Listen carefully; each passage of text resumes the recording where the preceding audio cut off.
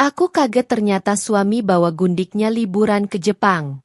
Di bandara gundik tampar wajahku di depan semua orang. Suami dan mertua malah tertawa. Ku balas mereka.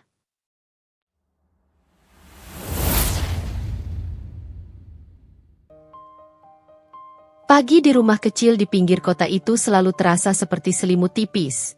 Hangat, sederhana, dan sedikit dingin di sudut-sudutnya. Rumah itu tidak mewah meskipun pemiliknya mampu, karena Dinda, perempuan berusia 32 tahun yang hidup dengan ketertiban seperti garis lurus pada dokumen bank, lebih suka yang tenang daripada gemerlap.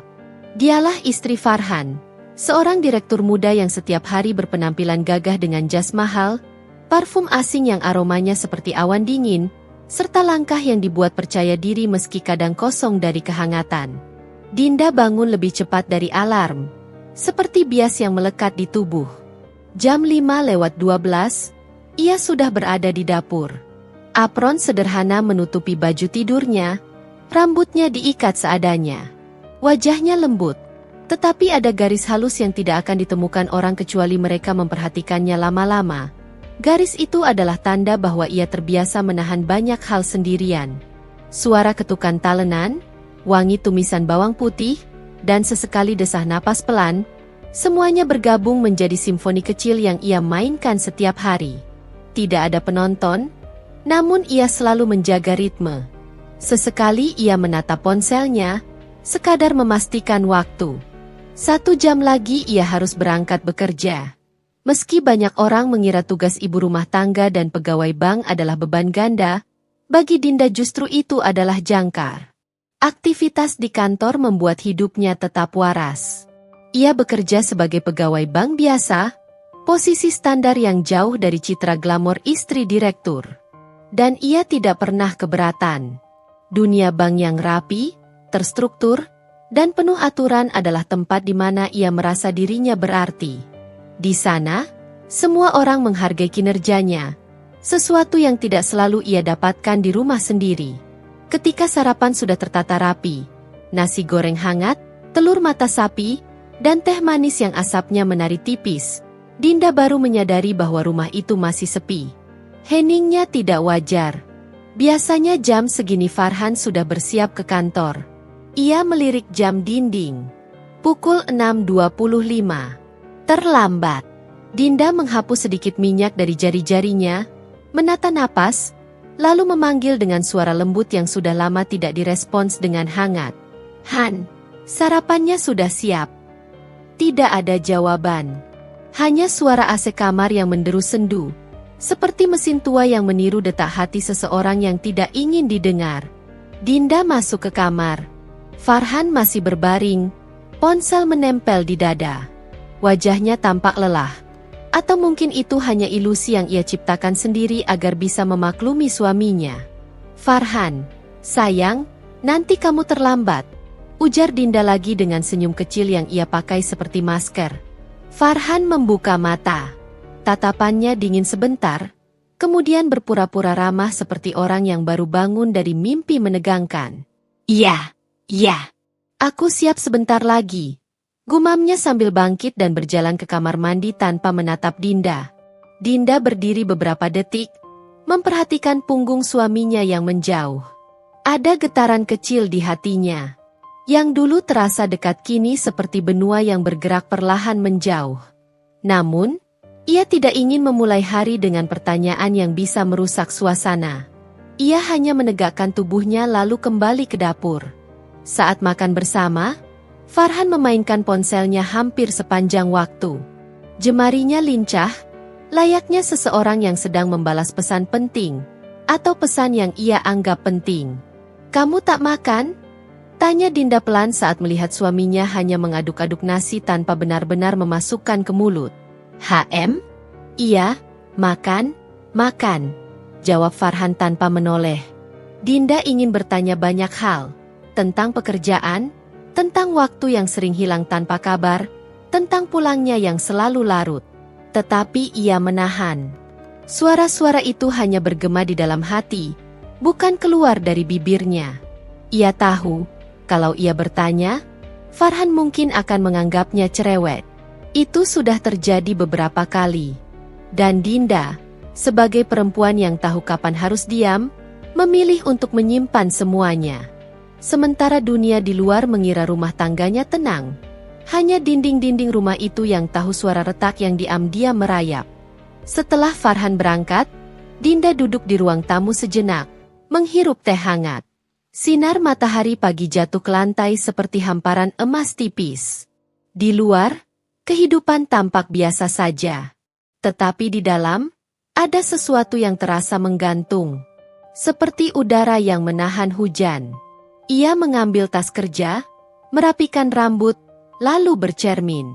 Di balik wajah lembut itu, Dinda melihat dirinya sendiri. Perempuan yang baik, setia, bekerja keras, selalu berusaha menjaga rumah tetap utuh. Namun, ia juga melihat sesuatu yang lain. Kelelahan yang tidak ia ucapkan, kesepian yang tidak ia ceritakan, dan ketakutan kecil yang belum ia pahami sepenuhnya. Ia menghela napas.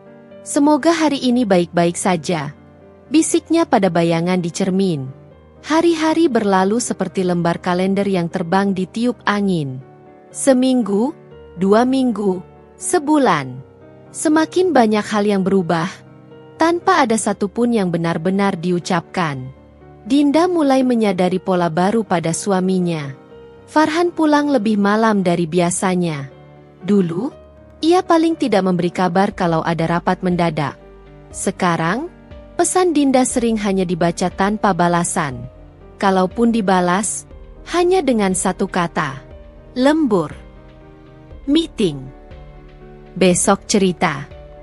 Ketika pulang, Farhan seperti orang yang sedang memanggul awan gelap. Tubuhnya hadir, tetapi pikirannya entah di mana. Senyum yang dulu muncul tanpa diminta kini jarang sekali terlihat. Matanya tampak jauh, seperti mencari seseorang yang bukan Dinda. Perempuan itu sering berdiri lama di depan kompor atau wastafel, memandangi bayangan dirinya sendiri di permukaan sendok atau kaca lemari. Bertanya-tanya tanpa suara. Apa aku berubah? Apa aku salah? Atau dia yang berubah? Suatu malam, tepat pukul 22.47, Dinda mendengar pintu rumah terbuka. Ia sudah duduk di sofa dengan buku tabungan nasabah yang harus diperiksa untuk besok. Lampu ruang tamu sengaja ia biarkan menyala. Farhan masuk, melepaskan dasi, dan menjatuhkan diri di sofa tanpa menatap istrinya. "Kamu makan?" tanya Dinda hati-hati. "Sudah di luar," jawab Farhan singkat. "Oh, kamu makan sama siapa?" Pertanyaan itu bukan tuduhan. Suaranya lembut, nadanya datar.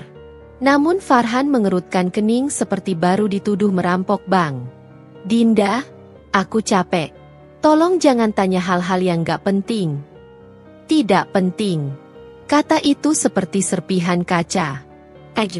Tanpa suara, tetapi melukai. Dinda terdiam. Ia mengangguk, meski sesuatu di dadanya terasa mengkerut. Farhan mandi sebentar lalu tidur tanpa bicara lagi. Dinda tetap duduk di ruang tamu cukup lama, mengamati lampu-lampu rumah tetangga yang satu persatu padam. Ia merasa semakin jauh dari suaminya, seolah keduanya berjalan di lorong berbeda. Keesokan paginya, saat Dinda sedang menyiapkan sarapan, ia mendengar suara Farhan di telepon. Suara suaminya terdengar lembut. Sesuatu yang sudah lama tidak ia dengar ditujukan kepada dirinya. "Aku sudah bilang nanti sore."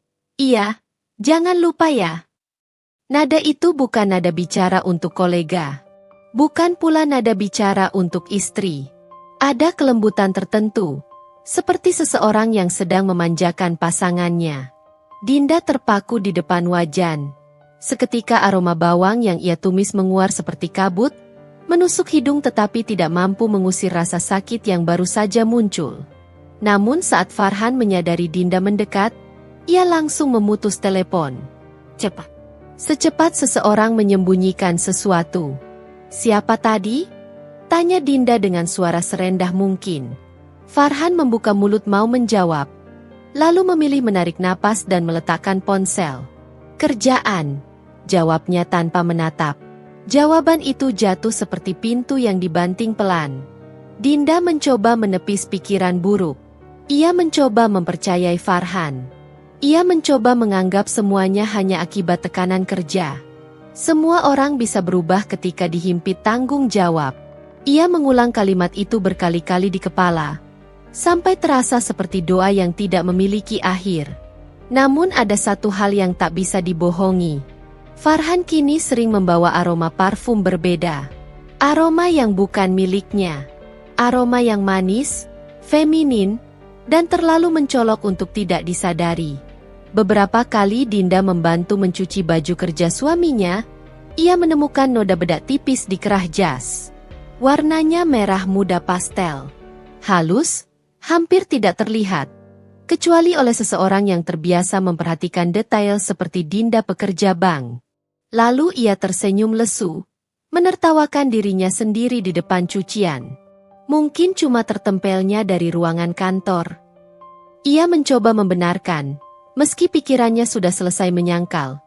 Hari-hari berikutnya, Budina, ibu mertua yang memandang Dinda rendah, mulai ikut menambah retakan itu. Farhan itu tampan, punya jabatan. Kamu harusnya bersyukur dia mau sama kamu, katanya suatu sore saat singgah mendadak. Dinda hanya tersenyum, tidak mengelak. Kamu itu kurang perhatian. Makanya Farhan sering pulang malam. Laki-laki kalau dicuekin, ya cari hiburan. Kalimat itu jatuh seperti batu yang menimpa tembok retak. Dinda menahan diri. Ia tidak ingin membela diri. Ia tahu, berbicara dengan Budina sama saja seperti menaruh garam di air. Larut, tapi meninggalkan rasa yang makin pahit. Perubahan Farhan tidak selalu terlihat dalam hal besar. Justru hal-hal kecil itulah yang menusuk paling dalam. Dulu Farhan memuji masakannya. Sekarang, ia makan tanpa komentar. Dulu ia sering mengirim pesan, hati-hati di jalan. Sekarang, hanya pesan, oke. Dulu ia duduk satu sofa bersama Dinda saat menonton TV. Sekarang, ia lebih sering di kamar atau pura-pura sibuk. Dulu ia mencium kening Dinda sebelum berangkat kerja. Sekarang, hanya anggukan atau sekilas pandang. Semua hal kecil itu, jika dikumpulkan, berubah menjadi bukti paling sunyi bahwa ada jarak yang makin melebar. Suatu malam, ketika Farhan tidur lebih awal, ponselnya berbunyi. Dinda yang sedang merapikan meja makan tanpa sengaja melihat layar ponsel berkedip. Ada nama yang muncul, Vina, kantor. Dinda merasakan sesuatu turun perlahan dari dada ke perutnya. Bukan sakit, tapi semacam kekosongan yang menelan. Ia tidak menyentuh ponselnya, tidak membuka pesan, tidak menyentuh privasi suaminya. Ia tidak seberani itu.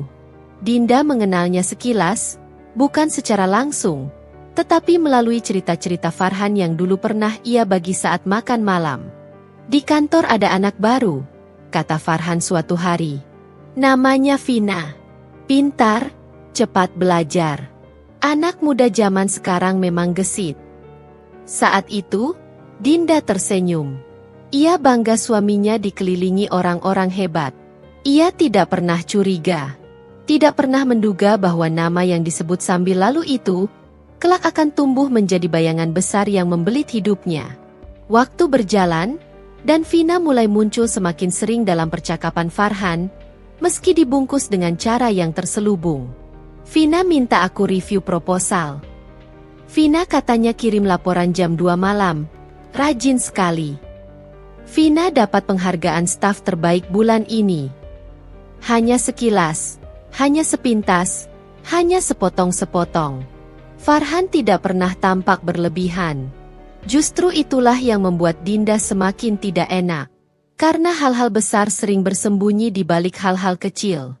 Suatu hari, di kantor, saat Dinda sedang merapikan dokumen pembukaan rekening, rekan kerjanya, Maya, berbisik sambil menatap layar ponselnya.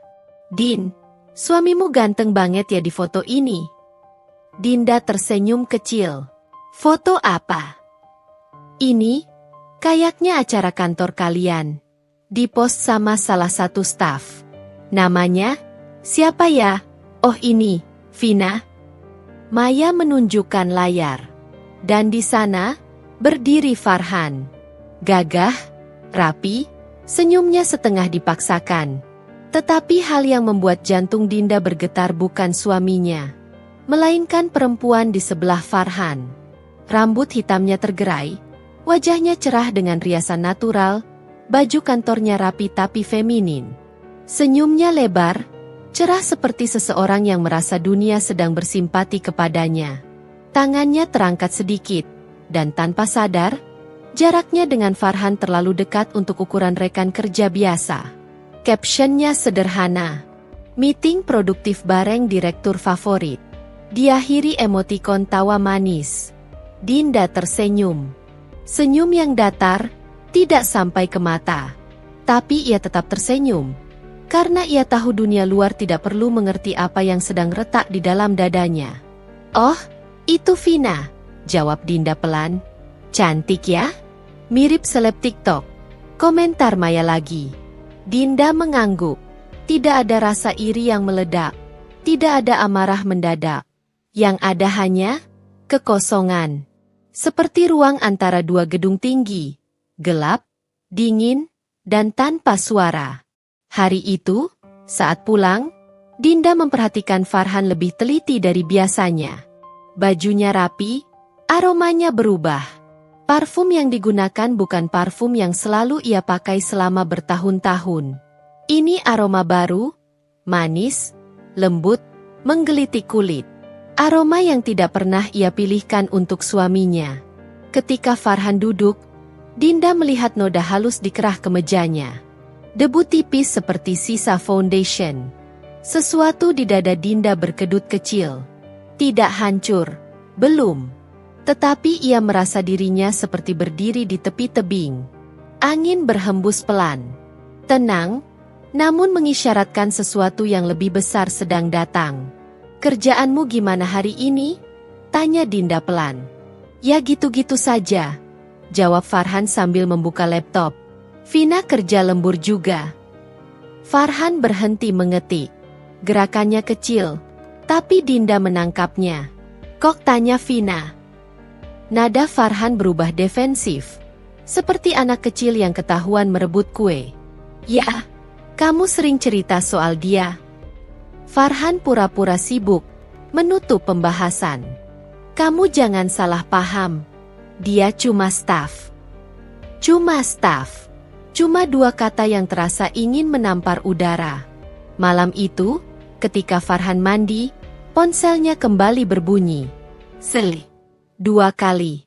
3 kali. Nama yang muncul sama. Vina, kantor. Tidak satupun notifikasi itu diswipe oleh Farhan sebelum masuk kamar mandi. Hanya sebuah kebiasaan baru, ponsel selalu dibawa ke kamar mandi. Selalu di balik layarnya. Selalu hanya disentuh oleh Farhan. Dinda duduk di ujung ranjang. Lampu kamar redup. Ia merasakan jarum-jarum tak kasat mata menusuk dadanya pelan. Bukan cemburu. Cemburu adalah perasaan yang bercampur harapan. Ia sudah melewati itu. Yang ia rasakan adalah firasat. Firasat yang letaknya lebih dalam daripada rasa sakit. Beberapa hari kemudian, semuanya mulai semakin jelas. Farhan pulang dengan ponsel berbunyi tanpa henti. Ia panik setiap kali Dinda mendekat. Nada suaranya berubah menjadi lebih lembut ketika menjawab telepon tertentu. Ia bahkan pernah tertawa. Tawa kecil, ringan. Seperti tawa yang pernah ia berikan kepada Dinda bertahun-tahun lalu. Tetapi sekarang, tawa itu bukan untuknya lagi. Dinda tidak pernah marah. Tidak pernah bertanya, "Kamu selingkuh?" Ia menahan semuanya dalam diam. Diam yang bukan tanda menyerah, tapi tanda seseorang yang sedang menunggu bukti. Langit sore terlipat seperti lembar surat yang enggan kubuka. Tenang, tapi menyimpan sesuatu. Di ruang tamu rumahku, Farhan duduk dengan postur yang akhir-akhir ini menjadi ciri khasnya. Santai, seolah dunia sedang memijat bahunya. Ponselnya tak pernah lepas dari tangan. Jempolnya menari di layar sambil sesekali tersenyum kecil yang tidak pernah diarahkan padaku. Aku baru pulang kerja. Seragam bank masih rapi. Wajahku lelah tapi hati masih mencoba rapat. Kusimpan tas di sofa, berharap ia menoleh dan bertanya tentang hariku. Itu tidak pernah terjadi lagi. Dan sore itu, untuk pertama kalinya aku mendengar potongan kalimat yang membuat udara di ruangan terasa lebih dingin. "Han, kamu ada rapat akhir bulan ini?" Tanyaku ringan, berpura-pura tidak memperhatikan layar ponselnya yang menyala dengan nama yang sangat kukenal, Vina. Ia mengangguk tanpa menatapku. "Yah, ada. Mungkin beberapa hari aku nggak di kantor." "Nggak di kantor? Kemana?" Farhan seperti perempuan yang sedang memilih kata dengan lembut padahal isinya bisa melukai. "Keluar kota? Atau luar negeri?" "Masih diatur." Kalimat itu terasa aneh. Di perutku ada sensasi jatuh pelan. Tidak mematikan, tapi membuatku harus memegang sandaran sofa agar tetap stabil. "Rapat apa sampai harus keluar negeri?" Aku bertanya lagi. Ia mengangkat bahu. "Penting. Perusahaan butuh aku." Aku tersenyum kecil. "Perusahaan siapa, Han?" Pertanyaan itu membuatnya menoleh sekilas, seperti merasa digelitik tetapi tidak nyaman. Perusahaan itu, meski ia tak pernah tahu atau pura-pura tak tahu, adalah milik ayahku, Pak Cahyadi. Farhan hanya tahu perusahaan itu milik investor besar. Hanya aku dan ayah yang tahu bahwa investor besar itu, ya, ayahku sendiri. "Kalau memang penting, aku bisa bantu siapin dokumen," ucapku basa-basi. Tapi ia mengangkat tangan, menghentikanku seperti sebuah palang pintu yang malas. "Enggak usah. Bukan bagian kamu." Dalam hatiku muncul bayangan kecil, Vina berdiri di balik Farhan, tersenyum sambil mengarahkan pistol tak terlihat ke belakang kepalaku. "Bukan bagian kamu. Bukan urusan kamu. Bukan lagi rumah kamu." Aku merasakan itu semua dalam satu kalimat kecil malamnya. Setelah kami makan bersama, atau lebih tepatnya duduk satu meja tanpa bicara, aku mendengar suara Farhan dari kamar mandi. Ia sedang telepon. Suaranya rendah, berbisik, tapi tidak cukup pintar untuk melawan telingaku yang terlatih membaca gelagat manusia. "Jadi kita fix tanggal segitu? Kamu udah pesan tiket?" Hening sejenak. "Bagus. Tapi jangan bilang siapa-siapa dulu." Aku yang sedang merapikan baju kerjanya di lemari terhenti. Benang merah pertama muncul. Tipis, tapi terang. "Tiket." Diam-diam. Tidak boleh ada yang tahu. Kupaksakan diriku tetap tenang. Aku berjalan keluar kamar agar tidak ketahuan mendengar. Tapi dadaku seperti memeluk bara kecil. Rencananya apa? Kenapa rahasia? Dan kenapa harus terdengar seperti liburan? Paginya, ketika aku sedang menyiapkan sarapan, ponsel Farhan bergetar di meja makan. Aku tidak berniat mengintip, tapi pesan masuknya terlalu mencolok. Nama pengirimnya muncul seperti tamparan, "Vina. Han, aku udah kirim pasporku ke email kamu. Pastikan nanti pas check-in kamu yang pegang ya." Piring di tanganku hampir terjatuh. Pasporku. Check-in. Simbol kecil itu, emoji tawa malu, menggoreskan garis pertama dari sebuah pola besar yang mulai kupahami. Wajahku panas. Jantungku seperti mesin yang terlalu cepat memanas dan hampir meledak. Kutatap Farhan yang muncul dari kamar dengan gaya santai, memeriksa rambutnya, lalu meraih ponselnya tanpa sadar bahwa aku melihat semuanya. "Pagi," sapanya. "Pagi," jawabku. Suaraku hampir tidak keluar. Dia tidak tahu bahwa aku sudah melihat pesan itu. Atau, mungkin dia sudah tidak peduli. "Han," ucapku sambil memutar badan, berusaha mengendalikan getaran di suaraku. "Kamu keluar negeri sama siapa?" Ia berhenti, memelihara jeda yang terlalu panjang untuk sebuah pertanyaan sederhana. "Teman kerja," jawabnya datar. "Jangan drama." Kata itu sering dipakai orang yang sedang menutupi sesuatu. "Kamu nggak ajak aku?" Pertanyaan itu keluar lebih lembut daripada yang kubayangkan. Seperti daun kering yang jatuh dan patah sebelum menyentuh tanah. Farhan mengikat dasi sambil menjawab, "Itu kerja, Dinda. Kamu nggak ngerti urusan begitu." Aku ingin tertawa. Bukan karena lucu, tapi karena absurditasnya seperti menonton orang yang pura-pura tidak tahu bahwa ia sedang berdiri di panggung kaca. "Ya sudah," kataku sambil tersenyum kecil. "Hati-hati." Ia melirikku sebentar. Tatapan yang bukan lagi tatapan suami kepada istri, tapi tatapan seseorang kepada benda yang ia simpan hanya karena belum menemukan tempat sampah. Ia pergi, dan aku berdiri di dapur, menatap sarapan yang sudah dingin, dengan tangan yang perlahan mengepal. Benang merah itu kini semakin tebal, semakin jelas. Aku tahu Farhan berbohong. Aku tahu Vina terlibat. Yang belum kutahu adalah seberapa besar pengkhianatan itu. Pagi itu, matahari belum benar-benar naik ketika aku berdiri di depan cermin. Sisa malam yang panjang masih menempel di wajahku seperti bayangan lembut yang tak mau pergi. Aku merapikan kerudung perlahan, seolah setiap lipatan kain adalah upaya menenangkan badai di dadaku. Entah kenapa pagi ini, aku merasa harus pergi. Semalam, firasat itu menjerit seperti pintu karatan yang dipaksa terbuka. Farhan berbohong. Dan kalau firasatku benar, hari ini adalah hari ketika semuanya pecah. Aku mengambil tas kecil dan kunci mobil tanpa berpikir panjang. Kaki-kakiku berjalan sendiri. Seperti tubuhku sudah tahu tujuan akhirnya. Aku memesan ojek online untuk menghindari curiga. Dan dalam keheningan perjalanan, aku hanya menatap jalan yang tercecer oleh lampu-lampu kota yang masih mengantuk. Semesta seperti memukul genderang di dada. Pergi. Sekarang. Bandara Soekarno-Hatta menyambutku dengan hiruk-pikuk yang menggulung. Troli berderit, pintu otomatis membuka menutup seperti napas raksasa, dan suara pengumuman bening yang terasa penuh jarak. Aku menarik napas panjang. Langkahku terasa berat. Namun hatiku berjalan lebih cepat dari tubuhku. Aku tidak tahu harus mencari apa. Tidak tahu harus melihat siapa. Tapi dada ini seperti kompas yang spontan menunjuk arah utara tanpa perlu peta. Aku berjalan ke Terminal 3. Terminal keberangkatan internasional. Tempat orang-orang memulai cerita baru. Atau mengakhiri yang lama. Dan disinilah aku menemukan jawaban pertama. Suara tawa itu. Aku mengenalnya dari kejauhan.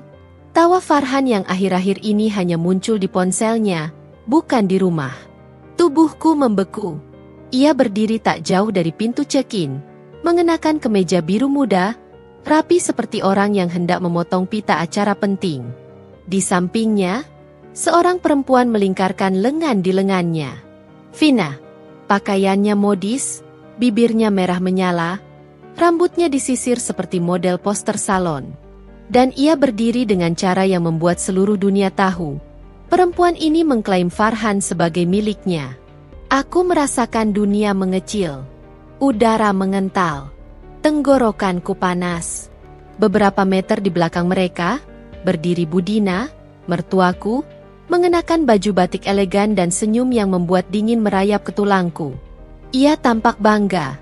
Seperti seorang ratu yang menyaksikan pasangan favoritnya hendak berbulan madu. Aku berdiri terpaku. Beberapa orang di sekitar sempat melirikku, tetapi aku tidak peduli. Semesta mengheningkan segalanya, menyisakan 3 tokoh itu dalam bingkai yang tak pernah ingin kulihat. Sudut mata Farhan menangkapku pertama kali. Wajahnya berubah, bukan kaget, tapi sebal. Terganggu. Seseorang menemukan rahasianya terlalu cepat. Dinda? Panggilnya. Nada datar seperti menyapa kurir paket. Vina menoleh. Ketika matanya menemukan wajahku, ia tersenyum tipis. Senyum yang tidak mengandung satu tetes pun kesopanan. "Oh, ini istrinya?" bisiknya pada Farhan, tapi cukup keras untuk kudengar. Kata, istrinya, keluar seperti aku adalah figuran buruk dalam film murah. Aku melangkah mendekat. Suaraku tenang padahal nadiku seperti drum. "Farhan, kamu kesini mau pergi kemana?" Farhan tidak menjawab. Ia menatap Budina, seolah meminta bala bantuan, Dan mertuaku itu justru tertawa kecil sambil menepuk pundak Vina. Dinda, jangan bikin malu. Farhan mau kerja. Kamu itu istri harusnya mendukung, bukan ngatur. Vina mendadak menggerakkan wajah mendekatku, menatap dari kepala sampai kaki. Kerja kok bareng aku, katanya sambil mengedip pada Farhan. Ih, istrimu posesif banget ya. Kata-kata itu seperti melempar garam ke luka yang belum sempat terbentuk. Aku menahan napas. Farhan, jawab. Suaraku naik 1 oktav, bukan karena marah, tapi karena nyeri yang terlalu tebal di dadaku. Farhan menghela napas dengan dramatis, seolah akulah penyebab hidupnya berantakan. Dinda, aku capek jelasin. Ini perjalanan bisnis. Kamu itu nggak ngerti. Perjalanan bisnis pakai gandengan sama sekretarismu? Potongku cepat. Orang-orang mulai memperhatikan. Bandara seperti menahan napas. Vina tertawa kecil. Dan tanpa peringatan apapun, ia melangkah ke depan. Lalu plak, tamparannya mendarat di pipiku. Suara tamparan itu bergema lebih keras daripada speaker bandara. Terasa seperti semburan listrik yang naik dari rahang sampai ke tengkorakku. Beberapa orang menutup mulut. Ada yang mengeluarkan ponsel. Ada yang mundur, takut terlibat. Mataku panas. Bukan karena sakit, tapi karena penghinaan itu menusuk hingga dasar jiwa. Aku mengangkat wajah perlahan. Vina menatapku seperti pemenang turnamen murah. Jangan nyolot sama Farhan, Bu istri nggak berguna, katanya dengan senyum yang menampar lebih keras dari tangan. Farhan bukannya marah pada Vina. Ia malah meraih tangan perempuan itu, menenangkannya. Ya Tuhan, dia menenangkannya. Budina menatapku dengan tatapan puas, seperti sudah menunggu adegan ini berbulan-bulan. Kamu lihat, Dinda, ini akibat kamu nggak bisa jadi istri yang baik. Dunia seakan berputar pelan. Aku melihat Farhan, Vina, dan Budina seperti 3 bayangan yang memanjang, semakin tua dan semakin berat, seolah mereka memakanku dari luar dan dalam. Namun di saat yang sama, ada sesuatu di dalam diriku yang tidak ikut runtuh, tidak ikut roboh. Ada yang menyala. Bukan api kemarahan, bukan ratapan, bukan air mata, tapi ketegasan. Diam. Terukir seperti pahatan malam hari di batu gelap. Aku menatap mereka satu persatu. Tatapanku tidak lagi bergetar. Aku paham. Ucapku pelan. Suaraku bening seperti kaca yang baru dipoles. Kalian sudah pilih sisi. Farhan terlihat risih. Dinda, jangan mulai. Aku mengangkat tangan, menghentikannya. Sudah, aku dengar cukup. Aku berbalik, melangkah pergi. Bukan lari, bukan terburu-buru. Langkahku ringan. Tapi setiap langkahku seperti gema palu yang mengetuk pintu rencana besar yang mulai hidup dalam kepalaku. Di belakangku, kudengar Budina tertawa kecil. Vina memeluk lengan Farhan lebih erat. Mereka berpikir aku akan pulang sambil menangis dan meratapi hidupku. Mereka salah besar. Sangat besar. Ada tamparan yang melukai kulit, ada tamparan yang melukai hati, dan ada tamparan yang menenggelamkan seluruh dirimu ke dasar laut gelap, membuatmu menyadari bahwa selama ini kamu hidup di permukaan yang rapuh. Pagi di Bandara Soekarno-Hatta itu adalah tamparan jenis ketiga. Aku berjalan melewati kerumunan, kepala tegak, tapi di dalam dadaku ada sesuatu yang pelan-pelan karam. Seperti aku sedang menuki ke dasar, tanpa pelampung, tanpa suara, tanpa siapapun yang akan menarikku kembali. Begitu mencapai parkiran luar terminal, udara pagi menghantam wajahku. Baru di sana, aku berhenti. Dan dunia yang tadinya kubiarkan tegak runtuh pelan-pelan, memercikan serpihannya ke dalam napas. Aku menyandar pada tiang beton, memejamkan mata. Pipiku masih terasa panas. Bukan karena sakit fisik, tapi karena dihina di depan banyak orang seperti aku tak punya harga diri. Tanganku gemetar. Aku mencoba menarik napas panjang, tapi dada ini terasa sempit, seperti diisi oleh pasir basah. Apa salahku? Bisikku pada diri sendiri. Pertanyaan itu hadir begitu pelan, tapi pedih. Aku tahu aku bukan istri sempurna, tapi aku selalu berusaha. Aku bekerja, aku mengurus rumah, aku menghormati mertuaku meski ia menatapku seperti sampah yang menempel di sepatunya. Aku menyayangi Farhan, bahkan ketika ia mulai berubah menjadi bayangan asing. Jadi, kenapa? Mengapa aku dianiaya tanpa penjelasan? Mengapa aku dipukul oleh perempuan lain dan justru disalahkan? Mengapa Farhan, yang dulu memegang tanganku di lorong kantor ayahku, kini memegang tangan perempuan lain sambil menertawakanku? Emosi itu bergulung antara luka dan kemarahan, antara kecewa dan kehilangan diri. Air mataku akhirnya jatuh. Tak banyak, tapi jatuh seperti tetesan air yang selama ini tertahan di ujung karang. Dan saat jatuh, ia membawa seluruh keletihan yang kutumpuk selama bertahun-tahun. Ternyata segininya ya, cintaku dihargai. Gumamku terasa pahit. Aku duduk di kursi tunggu luar bandara, punggungku sedikit membungkuk. Orang-orang berlalu lalang, ada yang terburu-buru, ada yang tertawa sambil menarik koper. Dunia terus bergerak, sementara aku diam di tengahnya seperti patung retak. Dalam diam itu, bayangan-bayangan berkelebatan di kepalaku. Farhan yang dulu memintaku menikah sambil bersumpah akan menjagaku. Budina yang sejak awal menilaiku dari kacamata yang dipenuhi prasangka tentang kelas sosial. Vina yang diam-diam menyelinap di antara celah pernikahan kami. Lalu teringat wajah ayahku, Pak Cahyadi. Pria yang terlihat keras, tapi selalu menyelipkan kelembutan dalam setiap keputusan. Pria yang mempercayaiku untuk menjaga rahasia besar tentang perusahaan miliknya. Air mataku berhenti tiba-tiba. Ada sesuatu yang berubah. Rasa tenggelam itu mulai memadat, menjadi sesuatu lain. Lebih keras, lebih terarah. Seperti batu yang perlahan mengering di dasar laut dan mulai terangkat kembali ke permukaan. Kalau aku hancur, siapa yang akan membela diri ini? Kalau aku diam, sampai kapan aku diinjak seperti rumput yang tak dianggap? Aku merapikan posisi dudukku, mengusap pipi, memperbaiki kerudung.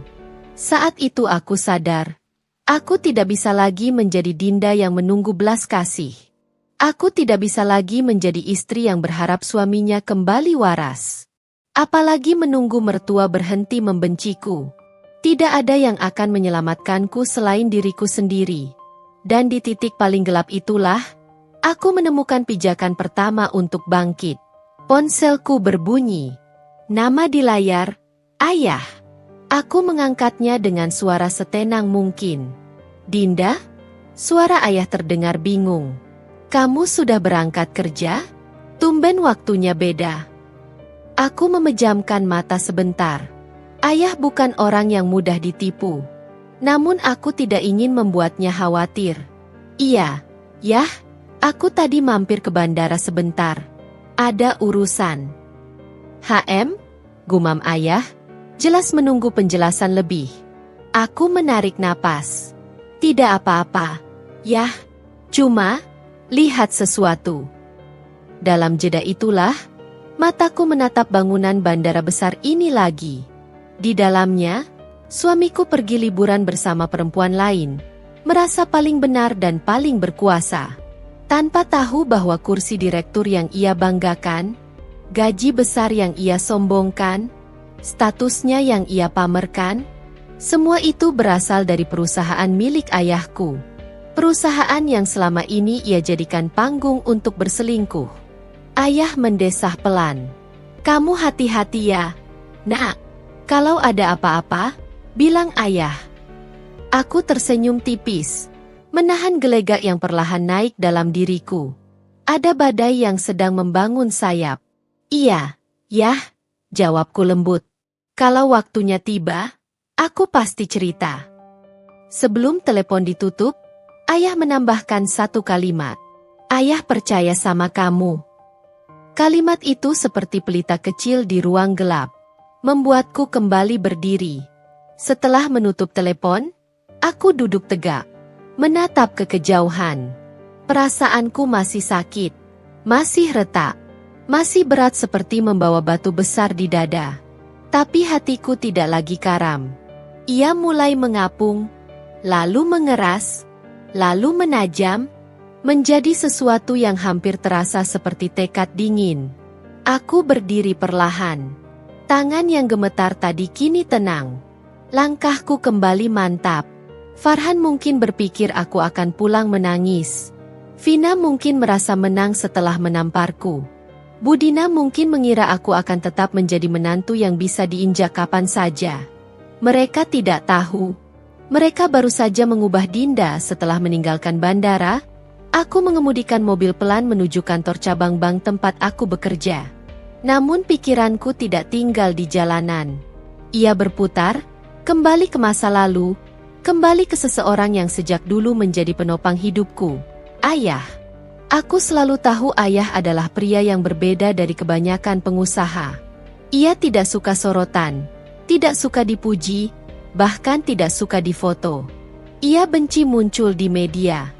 Dan karena itulah, hampir tidak ada yang tahu perjalanan bisnisnya. Yang orang tahu, Pak Cahyadi hanyalah pria tua sederhana yang menjalankan usaha kecil. Padahal kenyataannya, ia memegang kendali atas perusahaan raksasa yang kini dijalankan Farhan. Dan rahasia itu, hanya aku yang tahu. Beberapa tahun lalu, ketika aku sedang kuliah, ayah memanggilku ke ruang kerjanya. Sebuah ruangan kecil dengan meja kayu yang sudah penuh goresan waktu. Tidak ada pajangan mewah, tidak ada foto penghargaan, hanya aroma kopi hitam dan ketenangan yang khas darinya. Dinda, katanya sambil menyerahkan map tebal. Ayah ingin kamu baca ini. Saat kubuka, aku melihat logo perusahaan besar tempat Farhan sekarang bekerja. Cahyadi Group. Tapi nama yang tercetak sebagai pemilik saham mayoritas adalah nama ayahku sendiri. Aku menatap ayah, antara bingung dan tak percaya. Yah, ini ayah pemiliknya. Ayah tersenyum kecil. Senyum yang selalu terlihat lebih banyak menyimpan cerita daripada membagikannya. Dinda, ayah tidak suka dunia yang penuh tepuk tangan. Perusahaan itu memang besar. Tapi ayah tidak pernah berniat menjadikan namanya panggung. Ayah hanya ingin semuanya berjalan, tanpa sorotan. Aku menelan ludah. Lalu, kenapa ayah beritahu aku sekarang? Ayah sudah tua. Suara ayah merendah. Dan ayah butuh seseorang yang bisa dipercaya. Seseorang yang bukan hanya cerdas, tapi punya hati. Dari semua orang yang ayah jumpai, cuma kamu yang ayah percaya. Dadaku menghangat waktu itu. Tapi juga berat. Apa Farhan tahu? Tanyaku saat itu. Naif, dan terlalu percaya pada cinta. Ayah menggeleng. Belum. Belum waktunya. Dan ayah ingin kamu pastikan, siapapun yang ada di posisi direktur harus orang yang menghargai keluarga ini. Lalu ayah memandangku dalam-dalam, tatapan yang seolah menembus jauh ke masa depan. Dinda, suatu hari kamu membutuhkan ini. Dan ketika hari itu datang, jangan ragu. Lindungi dirimu. Saat itu aku tidak mengerti. Tidak pernah terbayang bahwa Farhan, pria yang dulu kukira malaikat itu, akan menjadi alasan ayah memberikan peringatan tersebut. Mobil berhenti di parkiran kantor bank, tapi aku tidak langsung turun. Aku duduk beberapa menit, membiarkan kenyataan yang selama ini terbungkus rapi itu mengalir kembali. Perusahaan tempat Farhan bekerja, tempat ia berlagak seperti penguasa dunia. Perusahaan yang membuatnya sombong, membentakku, mengabaikanku, bahkan berselingkuh. Semua itu warisan ayahku. Warisan yang selama ini kusembunyikan demi menjaga profesionalitas. Setiap langkah Farhan di kantor itu berada di bawah saham yang diwariskan kepada keluargaku. Setiap keputusan besar yang ia buat sebenarnya masih harus melewati kendali ayah.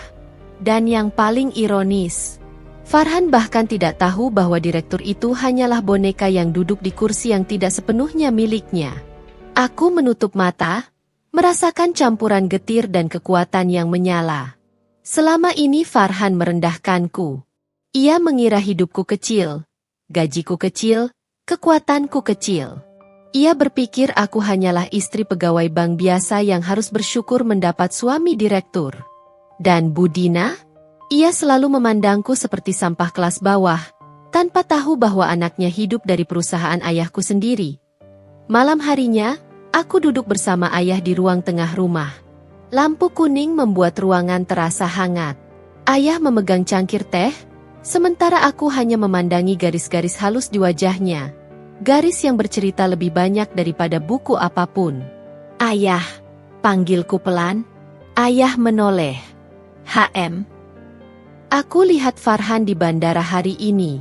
Dia pergi dengan perempuan lain. Ayah meletakkan cangkirnya perlahan, tanpa suara. Namun sorot matanya berubah. Tidak marah. Lebih seperti seseorang yang sudah menduga tapi menunggu bukti. Kamu baik-baik saja? Tanya ayah. Aku tersenyum tipis. Tidak, tapi aku akan baik. Ayah mengangguk, lalu mencondongkan tubuh sedikit. Kalau kamu butuh mengambil tindakan, ayah akan ada di belakangmu. Apapun keputusanmu. Aku menatap ayah lama. Ada beban besar yang turun ke pundakku. Tapi anehnya, justru membuat tulangku terasa lebih kuat. Yah. Aku menelan ludah. Apa kalau aku ingin menggunakan hakku untuk perusahaan? Ayah izinkan. Ayah tidak langsung menjawab. Ia menatapku seperti membaca seluruh isi dadaku. Lalu ia berkata pelan, tetapi mantap. Dinda, perusahaan itu kelak milikmu. Kalau seseorang di dalamnya menyakitimu, kamu punya setiap hak untuk mengambil kembali kendali. Dek, jantungku berdentum. Ayah sudah menyiapkan semuanya. Kalau suatu hari kamu butuh, tinggal beritahu ayah. Aku mengangguk malam itu, rumah terasa seperti cangkang kosong yang dipakai angin untuk bersenandung lirih. Tidak ada suara Farhan, tidak ada aroma parfumnya, tidak ada jejak langkah yang biasanya membuat dadaku menegang. Sunyi menyebar seperti kabut dingin yang merayap dari sudut-sudut ruang. Tapi untuk pertama kalinya setelah sekian lama, sunyi itu terasa seperti tempat berlindung, bukan hukuman. Aku duduk di ruang kerjaku yang sederhana, hanya ditemani lampu meja yang cahaya kuningnya menimpa wajahku seperti selimut lembut. Laptop terbuka, kertas-kertas berserakan, dan secangkir teh melati yang aromanya seperti menenangkan seluruh badai dalam dadaku. Ayah, satu nama yang sejak tadi tidak mau diam dalam pikiranku. Sore tadi, ketika ayah memintaku pulang lebih awal, aku tahu sesuatu besar sedang menunggu. Dan benar saja, penjelasannya tentang perusahaan itu, struktur kepemilikan, nama-nama yang sengaja disembunyikan, hingga kopi dokumen resmi yang menunjukkan saham mayoritas atas nama beliau, semuanya masih bergema hingga sekarang. Setelah bertahun-tahun kupikir Farhan masuk ke perusahaan itu karena hasil kerja kerasnya. Ternyata ia hanya dipinjamkan posisi oleh ayah. Pintu yang kubayangkan jauh lebih besar dan hebat ternyata dibuka oleh orang yang paling percaya padaku. Bukan Farhan. Bukan mertua yang memandangku rendah. Bukan Vina yang berjalan di kantor dengan ketenangan palsunya. Ayah mempercayai aku. Ayah mengetahui semuanya. Dan ayah menunggu aku siap untuk bertindak. Ia tumbuh dari luka yang diberi ruang untuk bernapas, lalu berubah menjadi bentuk keadilan yang diam-diam mengakar. Aku membuka folder dokumen yang ayah berikan. Ada berkas keuangan, laporan kepala divisi, catatan audit internal, hingga rekaman percakapan rapat yang selama ini tak pernah kutahu eksis. Semua itu seperti serpihan puzzle yang, ketika kusatukan, membentuk gambaran besar yang selama ini tersembunyi di balik pintu-pintu rapat eksklusif. Dan di tengah semua itu, ada dua titik merah yang bersinar terang. Farhan dan Vina. Mereka terlalu percaya diri, terlalu merasa aman. Terlalu lupa bahwa kebenaran punya cara sendiri untuk pulang ke pemiliknya. Aku menarik napas perlahan, membiarkan udara malam masuk memenuhi paru-paruku. Ada sensasi semacam ketegasan baru yang tumbuh di dalam diriku. Seperti akar pohon yang mulai menggigit tanah setelah lama tertiup angin. Lalu aku mengetik pesan singkat. Ayah, aku siap. Terkirim. Dan dalam beberapa detik, balasan ayah masuk. Besok pagi kita mulai tahap pertama. Istirahatlah.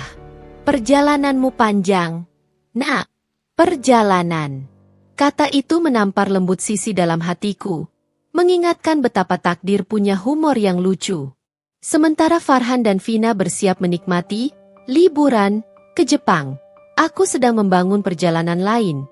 Perjalanan yang akan membawa mereka ke kenyataan yang tak pernah mereka duga.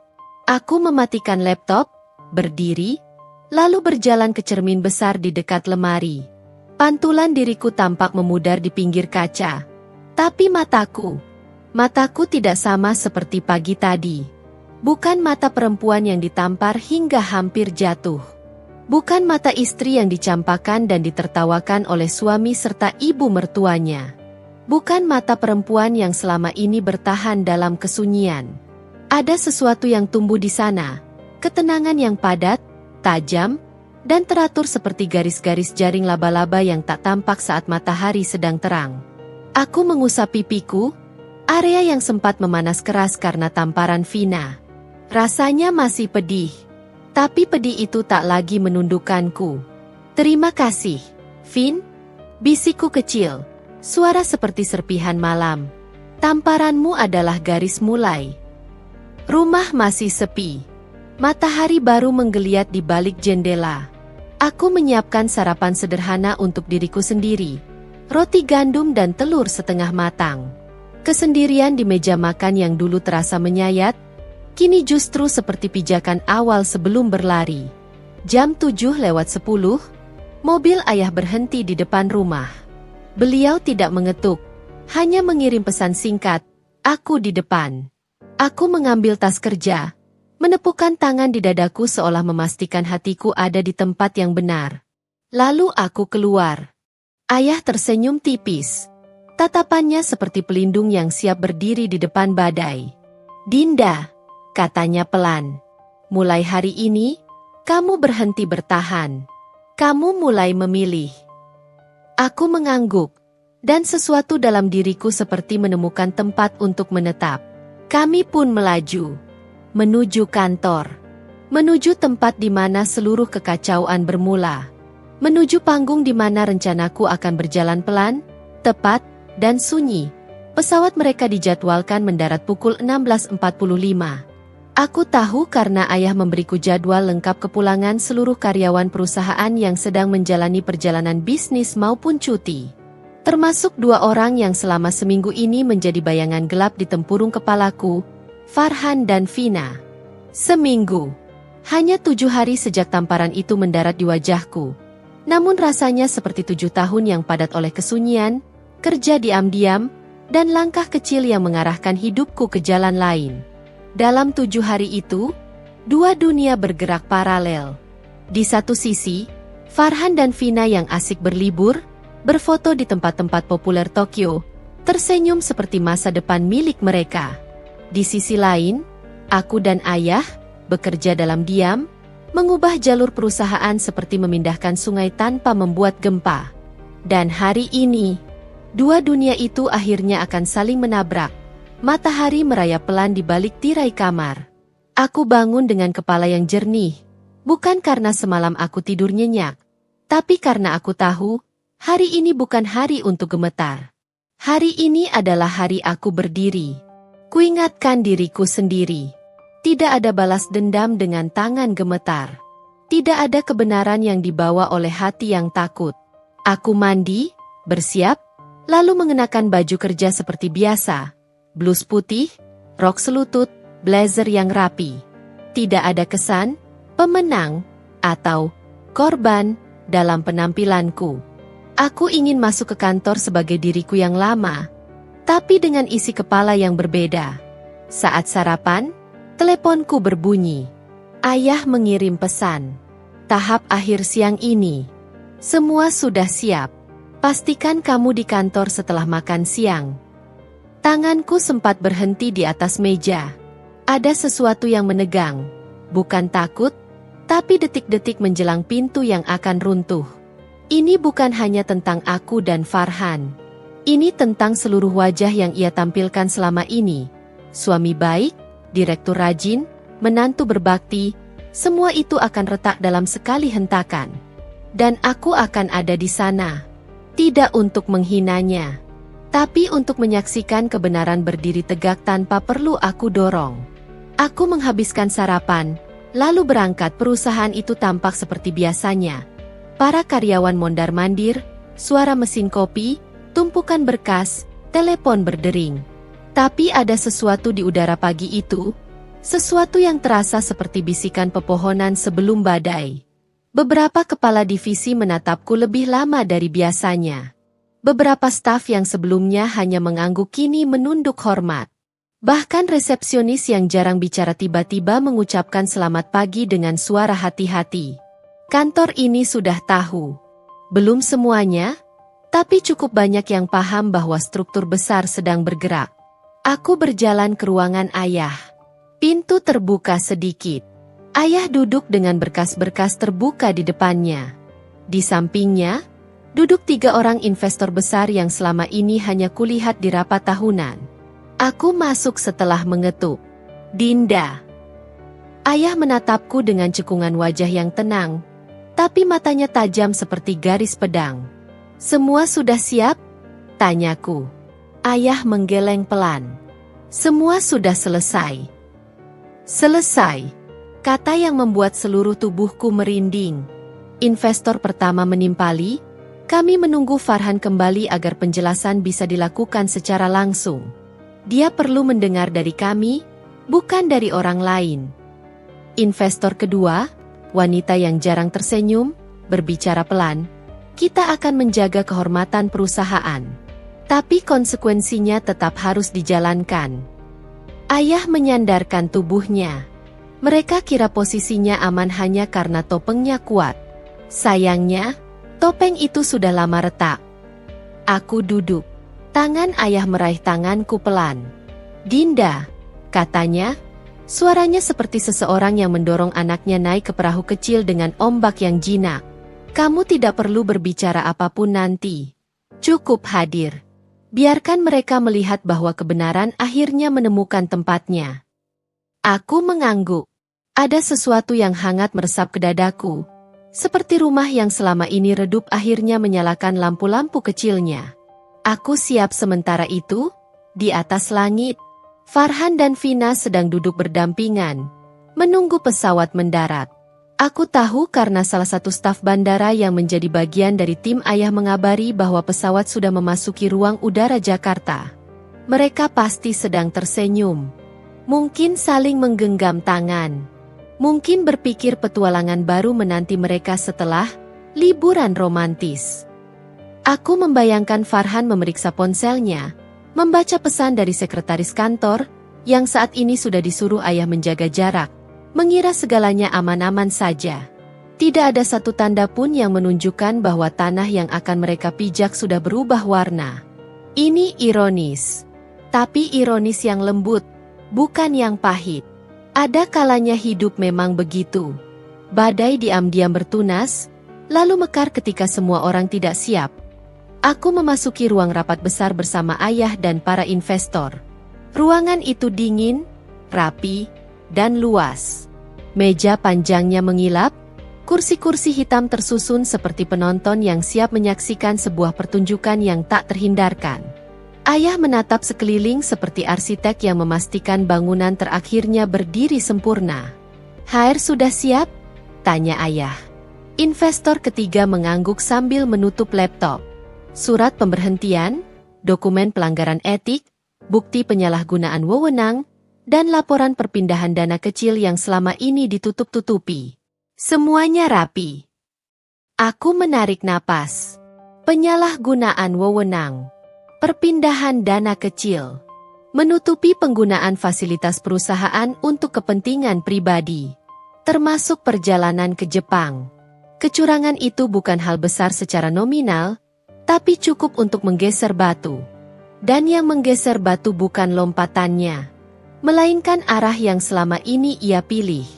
Rencana apa setelah pemberhentian? Tanyaku. Ayah menatapku lama. Jika dia mau bekerja jujur, aku akan membantunya mencari tempat lain. Tapi jika dia menolak, hidup akan mengajarinya sendiri. Ada sendu yang bergetar di dalam kata-kata ayah. Beliau tidak membenci Farhan. Hanya kecewa. Kecewa seperti seorang ayah yang tahu menantunya membakar kesempatan emas tanpa tahu betapa sulit kesempatan itu dibangun. Aku memejamkan mata sebentar. Dalam gelap itu, wajah Farhan melintas. Waktu ia melamarku, waktu ia pulang terlambat dengan alasan rapat, waktu ia tertawa saat Budina merendahkanku, waktu ia menatapku di bandara antara bingung dan malu dan entah apa lagi. Dan Vina, senyumnya, tamparannya. Kutinggalkan semua itu pada gelap yang sebentar tadi menutupi pandanganku. Hari ini bukan tentang sakitku. Hari ini tentang apa yang benar. Telepon ayah bergetar. Pesan singkat masuk. Pesawat sudah mendarat. Mereka keluar lewat G3. Ayah berdiri. Para investor berdiri. Aku berdiri. Waktunya, kata ayah. Dinda, ikut aku. Kami berjalan menuju lift. Langkahku mantap. Tidak ada guncangan. Aku tidak datang untuk membalas dendam. Aku datang untuk menutup lingkaran. Dan lingkaran itu sudah menunggu di lantai bawah. Ketika kami tiba di lobi, karyawan mulai berbisik-bisik. Beberapa bahkan menoleh ke arah pintu kaca utama. Aku tidak harus menunggu lama. Pintu terbuka. Dan mereka muncul. Farhan menarik koper hitamnya. Penampilannya sedikit lusuh karena penerbangan panjang, tapi wajahnya tetap tegak.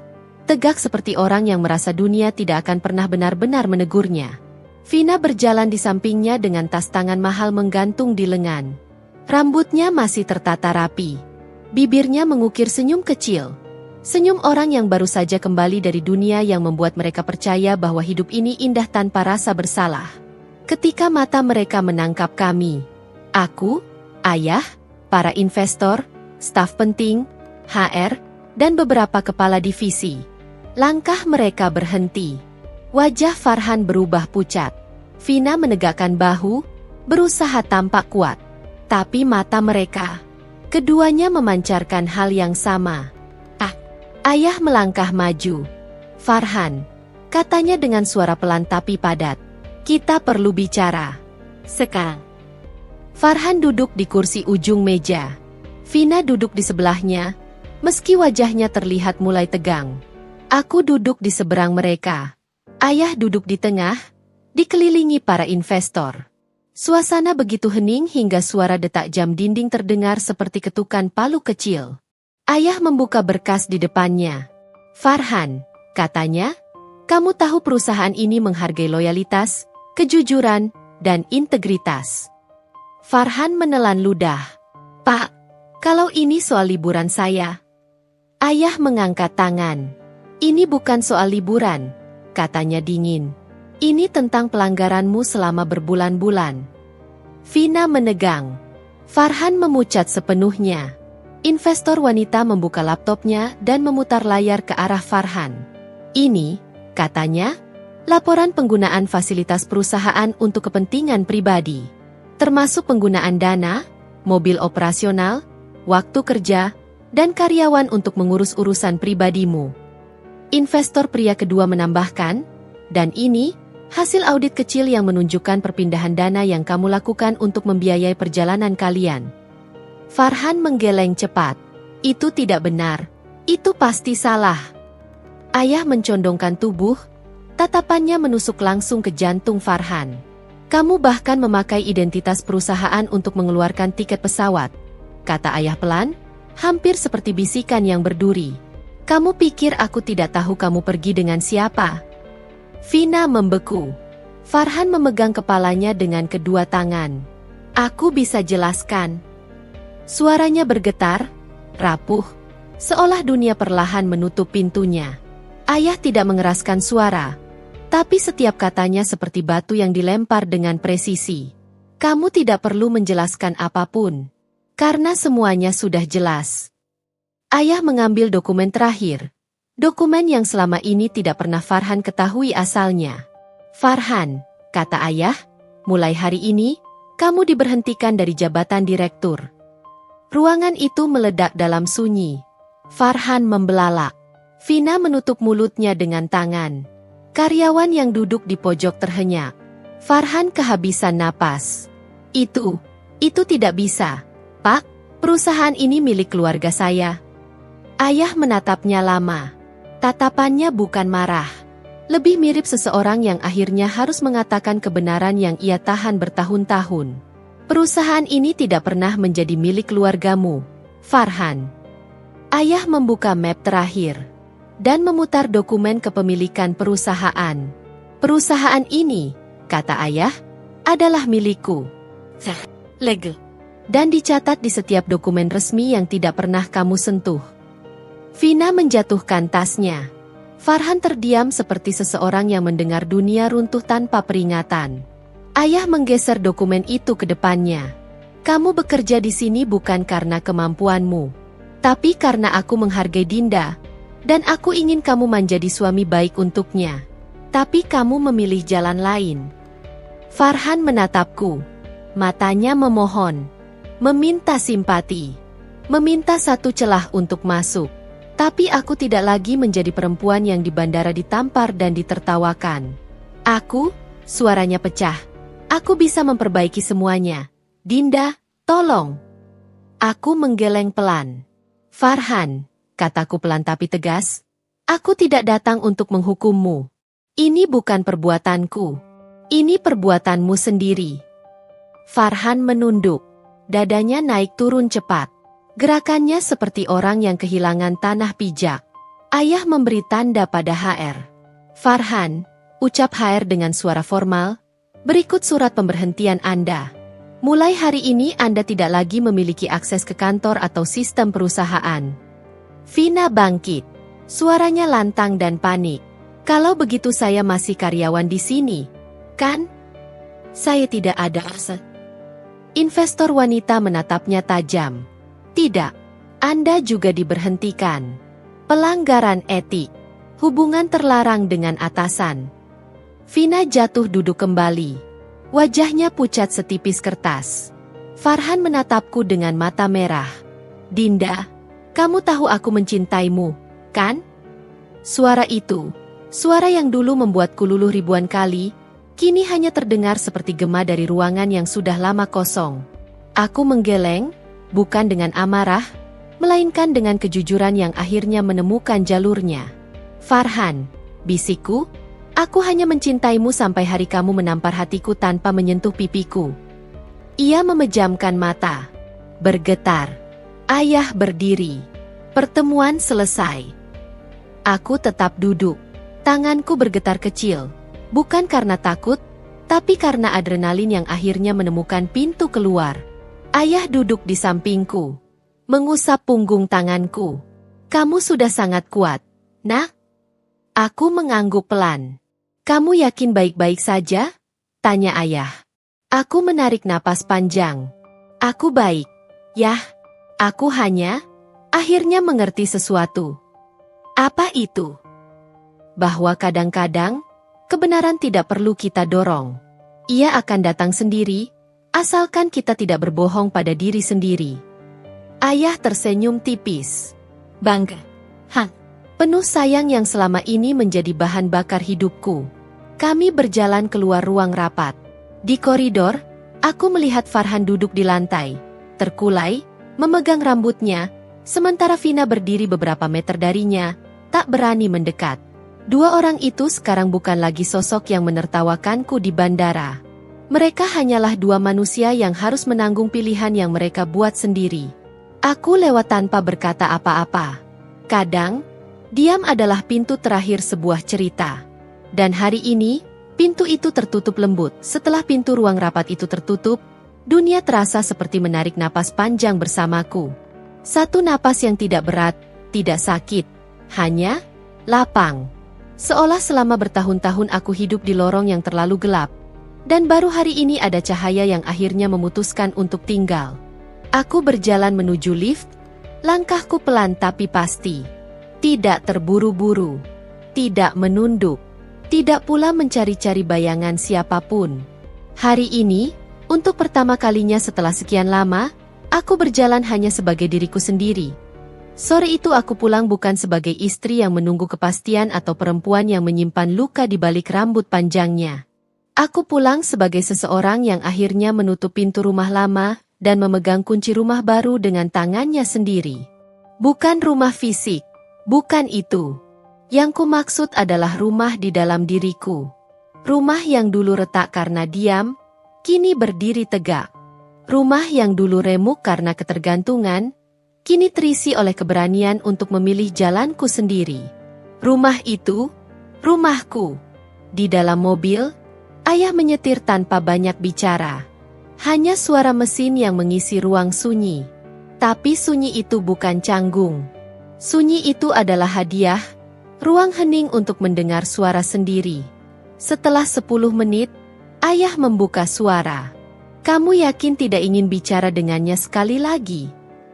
Nada ayah bukan memaksa, hanya memastikan. Aku menatap jalanan yang berjalan mundur di kaca samping. Mobil-mobil berlalu seperti hidup orang lain yang tidak perlu kusentuh lagi. Tidak, Yah, jawabku lembut. Aku tidak ingin menempatkan diriku di masa lalu. Aku sudah di tempat baru sekarang. Ayah tersenyum kecil. Senyum orang tua yang melihat anaknya tumbuh dari luka, bukan sekadar dari usia. Baik, katanya. Kalau begitu, kita mulai hidup baru. Kata-kata itu terasa seperti pintu yang akhirnya bisa kututup tanpa kebencian. Beberapa hari setelah kejadian itu, ada satu pesan dari Farhan. Hanya satu. Aku salah. Aku benar-benar salah. Jika kamu tidak mau memaafkan aku mengerti. Tapi aku ingin kamu tahu aku menyesal. Aku membaca pesan itu lama. Lama sekali. Lalu akhirnya aku membiarkan pesan itu tetap biru tanpa balasan. Aku tidak marah. Tidak ingin membalas dendam. Tidak ingin menghinanya. Aku hanya selesai. Selesai dengan kebohongan. Selesai dengan memaksa diri terlihat baik-baik saja. Selesai dengan hubungan yang hanya kuhidupi sendirian. Diamku adalah jawaban. Diam yang bersih. Dan untuk pertama kalinya, aku merasa tidak perlu didengar lagi oleh orang yang tidak pernah benar-benar mendengarku. Ayah memberiku ruang kerja baru di kantor, ruangan kecil dengan dinding kaca, sederhana tapi penuh cahaya. Ini bukan hadiah, kata ayah sambil menepuk pundakku. Ini awal. Kamu bisa mulai belajar pelan-pelan kalau mau. Dan aku mau. Setiap pagi, aku datang sebelum jam 8. Membaca laporan, mendengarkan diskusi, mengikuti rapat kecil, mengamati cara ayah dan para kepala divisi bekerja. Tidak ada tekanan, tidak ada target yang memberatkan. Hanya belajar, membuka jendela baru untuk masa depan yang selama ini tak pernah kubayangkan punya tempat untukku. Di sela-sela kesibukan kecil itu, aku mulai menyadari sesuatu. Aku bukan lagi perempuan yang hanya menunggu dicintai. Aku perempuan yang mulai tahu cara mencintai hidupnya sendiri. Dan itu lebih dari cukup. Berbulan-bulan kemudian, aku mendengar kabar bahwa Vina pindah dari Jakarta. Kabarnya ia bekerja di kota kecil, jauh dari sorotan. Kabar lain mengatakan ia dan Farhan bersitegang hebat, saling menyalahkan, lalu berpisah tak lama setelah itu. Aku tidak merasa puas. Tidak merasa kasihan. Tidak merasa apa-apa. Kadang, hidup memberi jalan masing-masing. Dan jalan mereka memang bukan lagi jalanku. Musim hujan datang perlahan. Jakarta berubah menjadi kota yang lebih lembut ketika basah. Aku duduk di teras rumah ayah sambil menyesap teh hangat, menatap langit yang turun bagai tirai. Ada sesuatu yang berubah dalam diriku. Bukan besar dan mencolok, tapi pasti. Seperti daun kecil yang akhirnya berani tumbuh setelah badai berlalu. Aku mulai belajar memasak lagi. membantu ayah memilih desain kantor baru, menemani ibu ke pasar bunga, jalan-jalan sendiri ke toko buku, menabung, tertawa lebih mudah. Dan yang terpenting, aku tidak lagi merasa takut menjalani hari tanpa seseorang di sisiku. Aku akhirnya mengerti bahwa ada cinta yang lebih dulu harus kupulihkan sebelum mencari cinta lain. Cinta pada diri sendiri. Suatu sore, aku kembali ke rumah yang dulu kutinggali bersama Farhan. Bukan untuk bernostalgia, bukan untuk menangis, hanya untuk mengambil beberapa barang pribadi yang kutinggalkan di gudang. Rumah itu sepi. Sunyi yang berbeda dari kesunyian di hatiku dulu. Ini sunyi yang kosong, yang tidak lagi milikku. Aku berjalan dari ruang tamu ke dapur, lalu ke kamar. Tidak ada benda yang membuatku ingin berhenti. Tidak ada memori yang membuatku hampir jatuh. Semua seperti lembaran yang sudah selesai dituliskan. Ketika hendak keluar, aku menoleh sebentar. 1 detik. Tidak lebih. Bukan karena aku rindu. Bukan karena aku sedih. Tapi karena aku ingin menghormati perempuan lama yang dulu hidup di dalam rumah itu. Perempuan yang bertahan terlalu keras, mencinta terlalu dalam, dan diam terlalu lama. Perempuan yang akhirnya bisa keluar dari pintu ini dan tidak pernah kembali lagi. Aku tersenyum tipis. Untuknya. Untukku. Lalu aku menutup pintu itu. Dengan lembut, tanpa gemetar, tanpa benci. Dan aku tidak menengok lagi. Hidup tidak langsung berubah menjadi sinar. Tidak langsung indah. Tidak langsung sempurna. Aku masih belajar. Masih kadang takut. Kadang masih bingung dengan masa depan. Tapi ada sesuatu yang kini menyala di dalam diriku. Kanopi kecil yang menaungiku dari hujan. Cahaya kecil yang menerangi jalanku. Keberanian kecil yang tidak pernah kugenggam sebelumnya. Keberanian untuk melangkah tanpa memaksa diri menengok ke belakang. Aku berjalan bukan untuk melupakan. Aku berjalan karena aku sudah selesai. Dan dalam langkah itu, akhirnya aku tahu. Kadang, kemenangan bukan ketika kita menjatuhkan seseorang. Kemenangan adalah ketika kita tidak lagi jatuh karena seseorang. Itulah aku, Dinda. Perempuan yang tidak lagi menunggu diselamatkan.